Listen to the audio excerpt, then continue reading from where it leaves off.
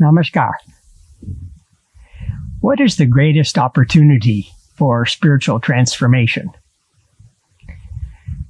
Some people would say visiting a great spiritual master. Others might say attending a 24 hours kirtan, devotional dance. Others would say attending a 5-day spiritual conference with 1,000 people in the nature. Well, I'd like to answer this question by sharing a story I heard from one of my senior colleagues, which I think is very appropriate. This Dada, he met the master, and the master began by saying, you know, when people love each other, they like to give gifts. So the father likes to give a gift to his child. The husband or the wife would like to give a gift to her husband. Friend gives gift to another friend, and so on and so forth. So then the master asked to Dada, so would you like me to give you a gift? Dada was quite excited, thinking he might get some, very high spiritual realization. And he said, yes, I'd like to receive a gift. And then the master went into, kind of like a somber mood and spoke very slowly and very deeply, as if he's going to say something very important to Dada. And he said very slowly, in the moment of your greatest pain, in the moment of your greatest suffering, think that this is a gift from the Supreme Consciousness. So, that memory of that experience has helped Dada, who has, been a Dada for over 50 years in so many situations. And I also have found it very helpful for me. Because sometimes when these things happen to us which have no explanation, we tend to we might become the victim. We might develop a victim psychology. Why me?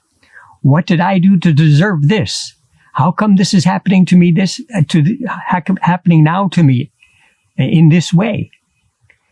And some people, they will even give up their spiritual practice, thinking that, well, meditation is for spiritualization, but I'm getting so much pain, and so they leave the path. So it's important to remember that in these moments when we have these irreconcilable situations which defy explanation, we try to find the meaning in it, either with our willpower or with the help of a friend.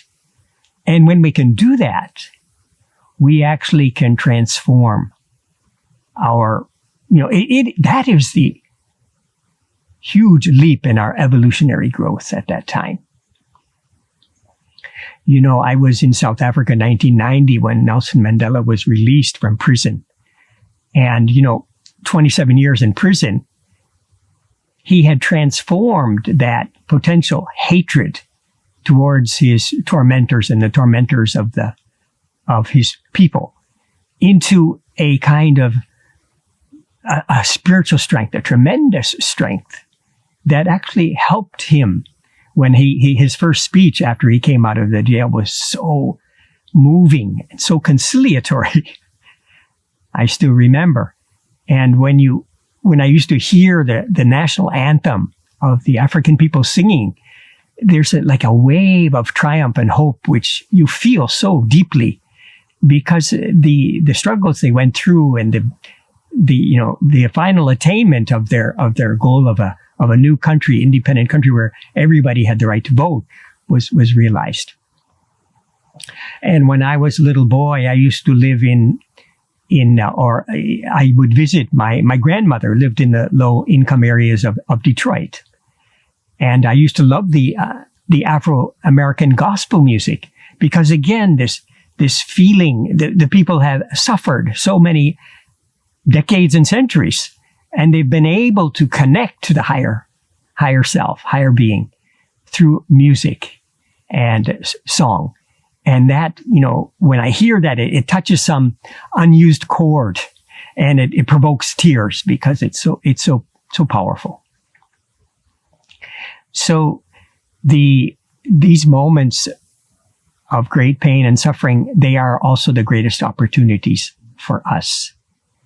And so when we are able to find the beauty in that, some people say we are spiritual beings having a human experience. So as spiritual beings, we seek to find spiritual meaning in all things. And that is, the way to go, and to overcome these moments when we're just on our knees. And that's why in the spiritual path, the most important quality is surrender. When we can surrender to that thing which is in our mind, which already knows what's happened and what's going to happen, that all-knowing, responsive, benevolent consciousness, then we find a way out, and we actually evolve to our next evolutionary level. So another story I'd like to share was when I was back in the Philippines about 20 years ago. One of the members, she found her son's body hanging from a rope in her bathroom. And that was such a moment of such a shock and confusion and anxiety. As she dealt with the suicide of her son, she began to get very, very sublime spiritual experiences that left her in tears for hours on end. And, she had already been meditating for 30 years. But those moments were the richest spiritual moments in her life, as she tried to find a way and surrender to that higher being, that, how to extricate herself from this situation. And 20 years onward, she's never had those experiences again. We all have dark, hidden corners. We all have things which, we don't want to talk about. Things that are not discussed on the dinner table or in group gatherings. Things we're hiding from. But sometimes life's circumstances, they force us to look at those things and face them. And those are the greatest opportunities for spiritual advancement. It was back in 1984, and I was assigned by our association to organize a global conference in the West African country of Ghana. And it so happened at that time there was a drought in the country. So there was a rationing of basic supplies like rice, flour, salt, sugar. And also we had to ration our water that we were using every day. And Ghana was in a conflict with the neighboring country, Nigeria, so their oil and gas supplies were cut off, and people were in their cars and they were queuing for 3 days and nights to get the 20 liters of petrol that they could use to move in their vehicles. So with this situation, I was to organize the conference, and then 3 weeks before it was to happen, I got malaria.